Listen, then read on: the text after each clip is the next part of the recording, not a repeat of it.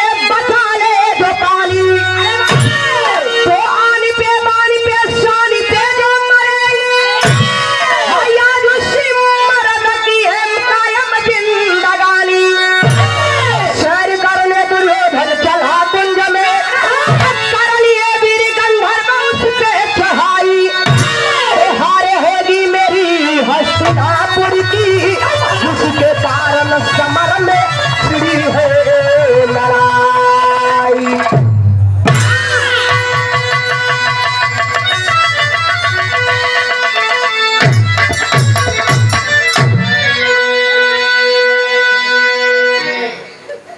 कव्वाली के भाव में इशारा कैलन है। कव्वाली कौन है मास्टर?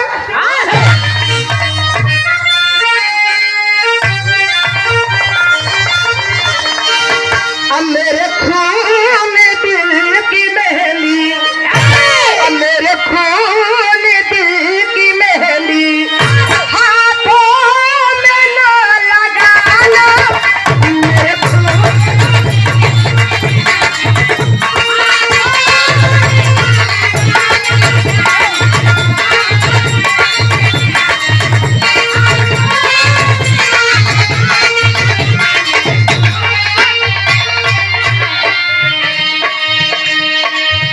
मेरे खून दिल की मेहंदी हाथों में ना लगाना। जब निकले मेरा जनाजा, जब निकले मेरा जनाजा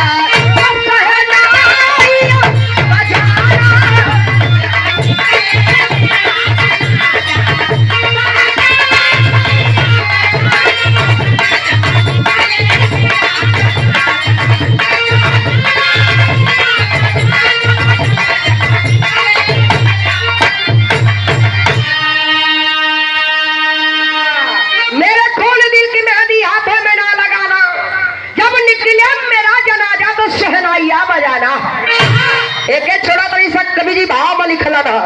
अपने आप के तो मर्द तो सभे लोग कहेलन, इहो कहलन कि हम ही मर्द बानी। आप कहला कि असल मर्द हम ही बानी।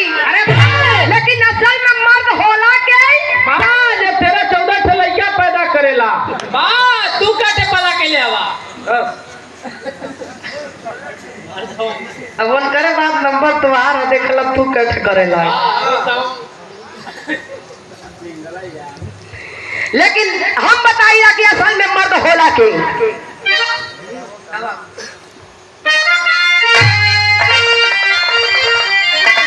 नाहरी वही अयोध्या, नाहरी वही अयोध्या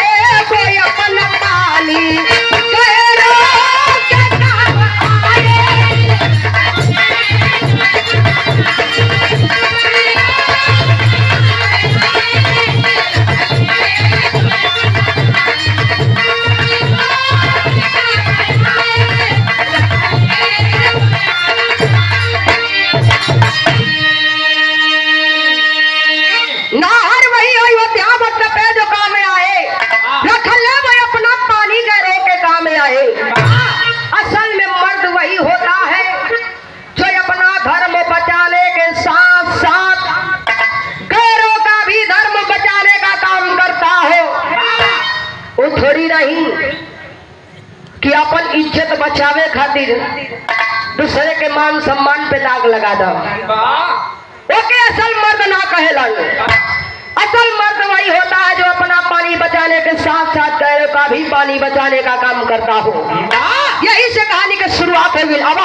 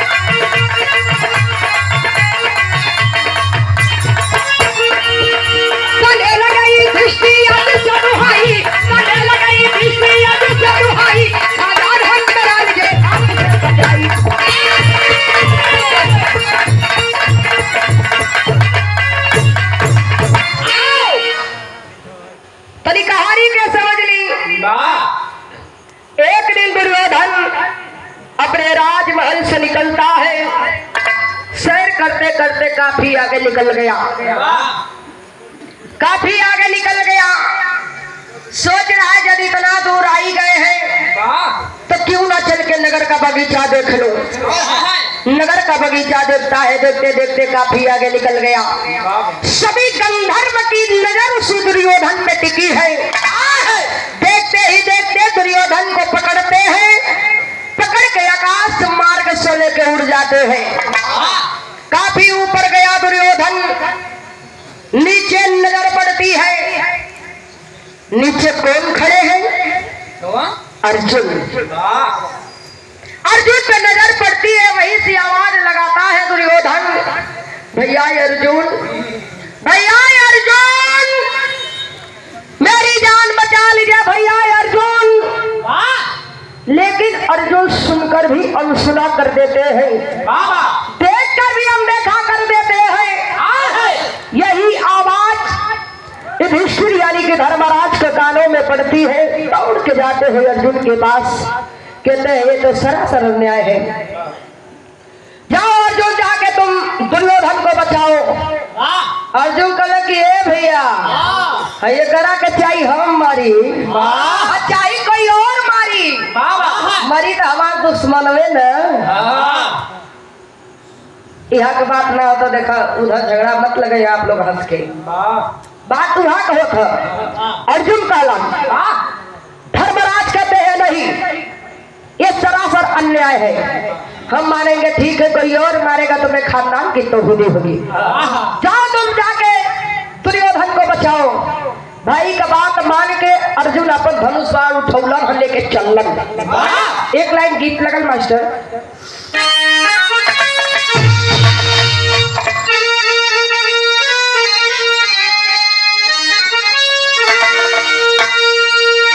अपने जमाने में रामदेव शादी गीत के गावत रहलन और गाय के दुनिया से चल गई। तू कब चलबू? जल्दी है जा, 4-6 दिन में। चिंता जे कर 4-6 दिन में जा, जल्दी है। लगा तो संगे मेरे तू चलबे है यार। बाप साहब दोनों बजाई क्यों वहां चल के काय हो? अरे है झलिया हो ऐसे साफ सा पतियावल करा। कैसे गावे मास्टर? अठोलनी पे उड़ाली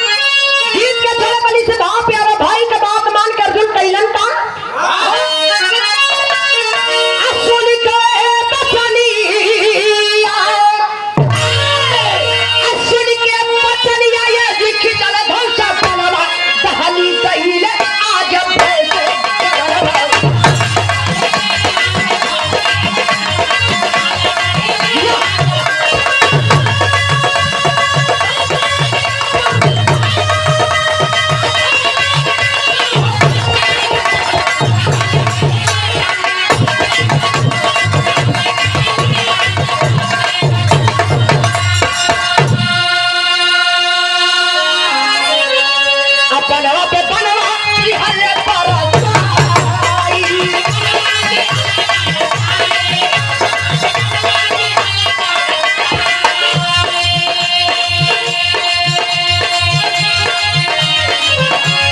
छोड़ के गंधर्व सभा कइले पराई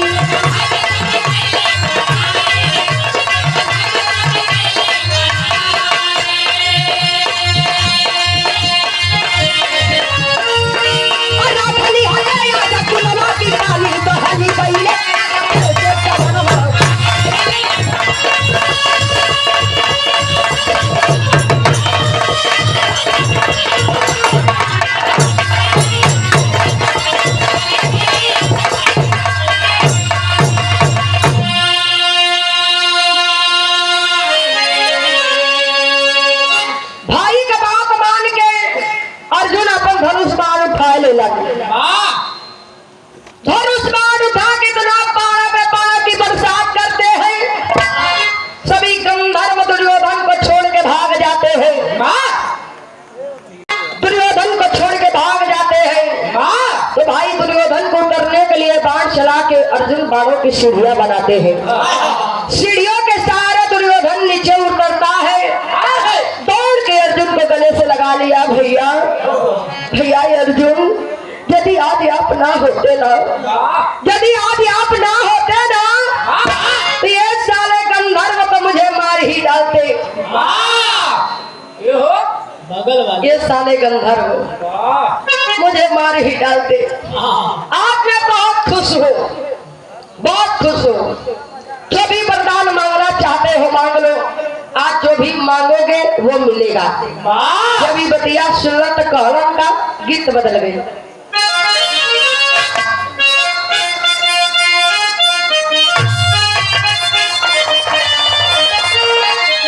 कोनो लड़का के कोनो लड़की से प्यार हो गया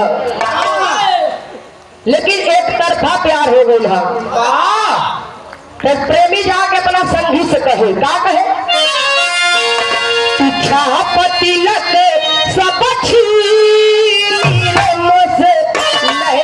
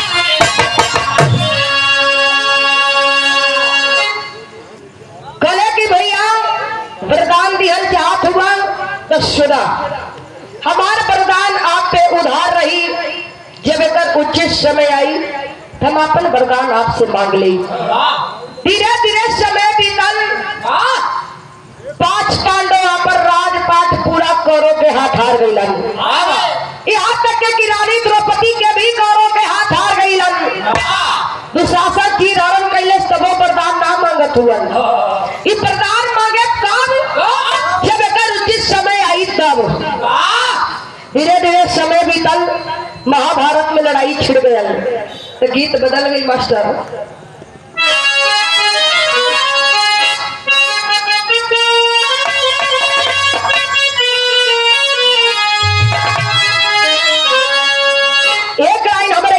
बारात वाला हो कोनो लड़की का तालमेल अहिराने में हो गया बारात आई में कहे हम जइबे ना करे काहे रे सुना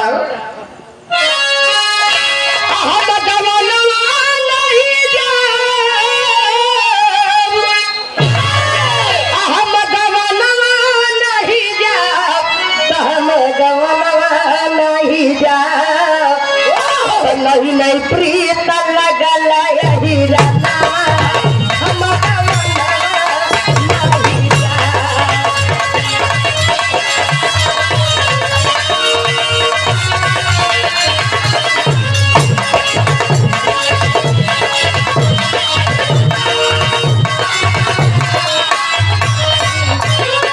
कि अही राखी आवे तेरा मिठाई ततई का खियो बे मनो ए दिनेश भैया तेरे साइड होखा ए हीरो कि अही राखी आवे तेरा मिठाई ततई का खियो बे मनो खातिर कि अही राखी आवे तेरा मिठाई ततई का खियो बे मनो आयरा बजा मिलेला ला ये हमार करे जा ला रसमलाई खाए ला रसगुल्ला खाए अब तू तो गुड़ाई जलेबी का महंग बड़ा ये गोलगप्पा ना पूछला यही से कि अही राखी आवे तेरा मिठाई तो कई कखियों में भी मनो के तन कहवे रहवा यही रना के तन कहवे रहवा यही रना हम गाना आई जा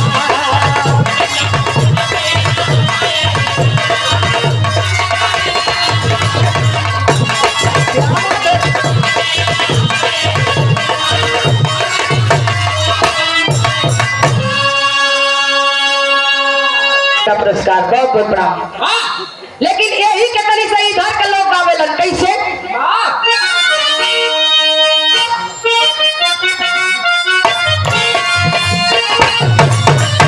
हम गवन नहीं जा हम गवन नहीं जा लैला पीतल लगल यही रनवा नहीं जा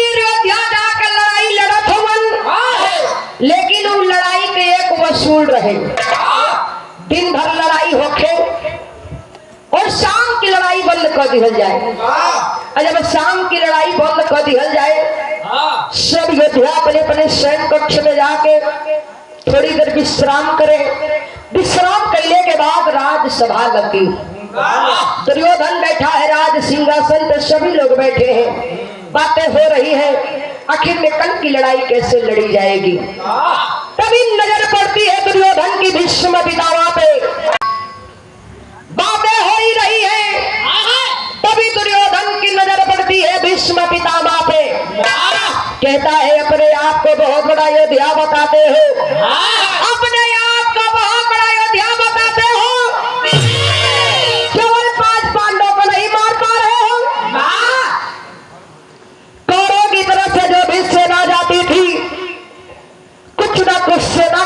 आती थी, कुछ न कुछ वीर कम होके आते थे। 5 पांडवों की तरफ से जो भी सेना जाती है, नहीं सेना कम होती है, नहीं 5 पांडव कम होते हैं। बहुत बड़ा ये ध्यान बताते हैं, केवल 5 पांडवों को नहीं मार पा रहे हो। कहा जा रहा है बाबू, जितना गोली बारूद काम ना करेला उतना एगो बतिया काम कर जाला। आज दुर्योधन का कहल बात भीष्म पितामह के कलेजा में बाण नियन चुभल हो। कहे नियम ऐसा मेन पॉइंट पे यहू लोग कमेंट करेला। कभी कभी तो सोचिला हमार जुबान लड़खड़ा जाए, जैसे इनका पाल के जगह माल निकला था कि हमारा बाढ़ के जगह कुछ और निकल जाए। ऐसा मेन पॉइंट भी लोग कमेंट करेला। दुर्योधन के कहल बात भीष्म पितामह के कलेजा में बाण नियन चुभल है। क्रोध में आ गए बाबू, म्यान से 5 बाण निकलन। प्रण कल्याण वही जगह कल की लड़ाई रणभूमि में इसी 5 बाण से 5 पांडवों को समाप्त कर दूंगा। अरे बाप रे बाप, तो हेल का टेरी के भाव में कहना बा।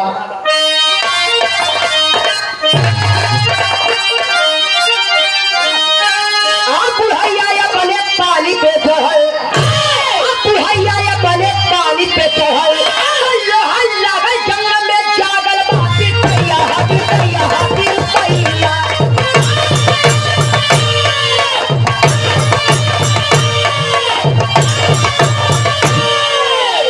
लोहन लागल जंग में जागल बाती पैया, बुढ़ैया अपने पानी पे चढ़ल। अरे बाप रे बाप, यही की बतिया का पता चलन मुरली मनोहर के जाके अर्जुन के बतावत हुवन। अर्जुन थक थक थक थक कापत हुवन, डरात हुवन कि हो ना हो कल की लड़ाई रणभूमि में यदि भीष्म पितामह प्रण कॉल ले हुवन तो हो ना हो हम 5 भाई मारल जाई। मुरली मनोहर समझावे लगला, पगला गल हुआ, समझावे लगला अर्जुन के पगला गल हुआ। जाए आज उचित समय आ गया, जाके अपन वरदान के मांगला। कैलन दुर्योधन के पास कहला कि हे भैया याद है तू? कहे याद है, मांगो क्या मांगना चाहते हो? कहला कि ज्यादा कुछ नहीं, केवल 1 दिन के लिए मुझे राजा बना दीजिए। 1 दिन के अपना राजवी वस्त्र मुझे दे दीजिए। दे देते हैं राजवी वस्त्र पहन के राजा के भेष में अर्जुन गए भीष्म पितामह के पास कहला कि ये दादा काई बुढ़ौती में परेशान हुआ। कहले कि काई बुढ़ौती में परेशान हुआ, ऐसा करा है 5 बाण तू हमें दे दा। कल की लड़ाई रणभूमि में 5 पांडवों के समाप्त कर गई। और एक आप पता कि अर्जुन हवा दुर्योधन के भेष में बाण मांगे आए हुआ। अर्जुन के दुर्योधन समझ के 5 बाण के दे देलन। यही दूसरे दिन लड़ाई रणभूमि में पता चलन तो भयंकर मिर्जापुर चोलर के भाव में कहना बा।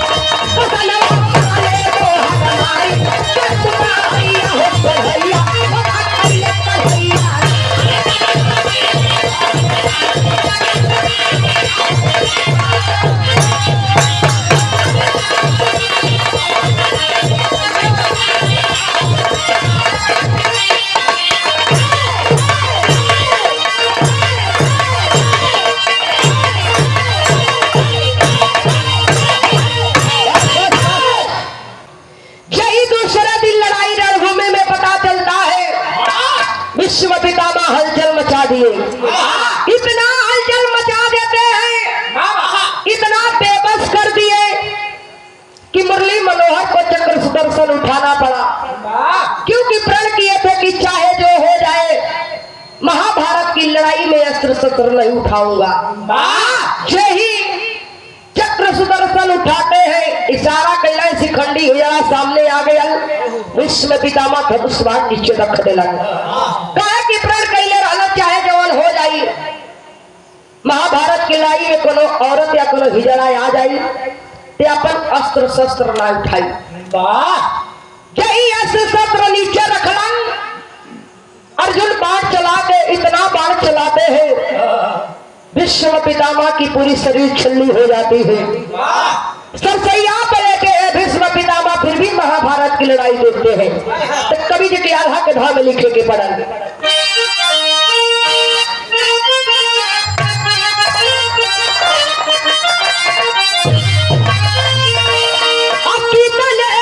बहादुर वीर अधर्मी करने बढ़िया एक दिन टूटी मजा था।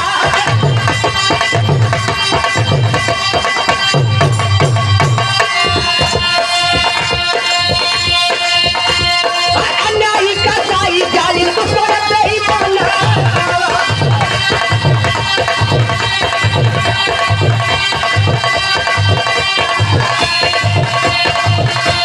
पानी दे ही माना के हो जाना संघार।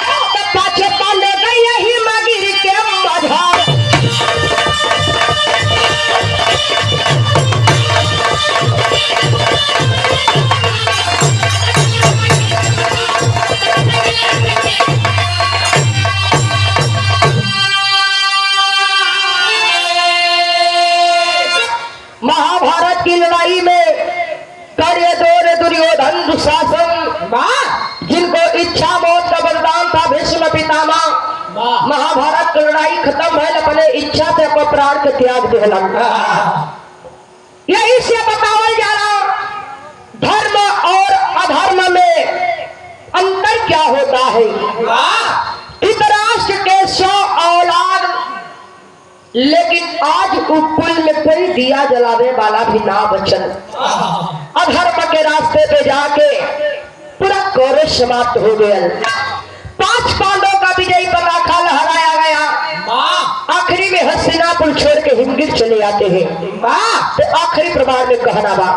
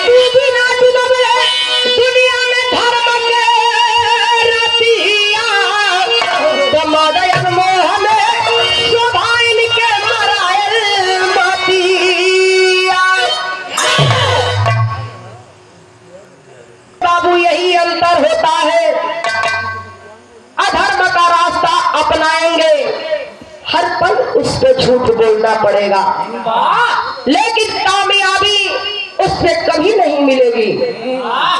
और धर्म का रास्ता अपनाएंगे, भले ही कठिनाइयां मिलेंगी, लेकिन अगर कामयाबी मिलेगी तो उसी रास्ते पे। अधर्म के रास्ते पे पूरा कौरव गया, धृतराष्ट्र के 100 औलाद तो कोई दिया जलावे वाला भी ना बचल। धर्म के रास्ता पे 5 पांडव जाके 5 पांडवों का विजयी पताका लहराया गया। आखिरी में पूरा राजपाट परीक्षित के लेके रानी द्रौपदी के लेके स्वर्ग में चल गई। आखिरी पदा में गुरु घराने का परिषदा कहना